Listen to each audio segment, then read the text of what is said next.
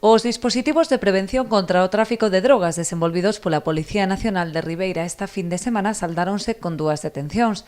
Na primeira, os axentes identificaron a un veciño da localidade de 55 anos que portaba unha vintena de bolsas termoseladas que contiñan ao redor de 14 gramos de cocaína, así como varias carteiras con 52 gramos de haxís, diñeiro en efectivo e un teléfono móvil. O segundo dos dispositivos desenvolveuse nunha zona onde a policía tiña coñecemento de que se estaba a traficar con droga. Tras as investigacións oportunas, localizaron e identificaron a outro ribeirense de 23 anos. No rexistro incautáronse de varios anacos de haxís dispostos para a súa venda, que sumaban uns 14 gramos, 170 euros en efectivo e un teléfono móvil. Os dous detidos, que contan con antecedentes policiais por feitos similares, foron postos a disposición do xulgado de garda de Ribeira.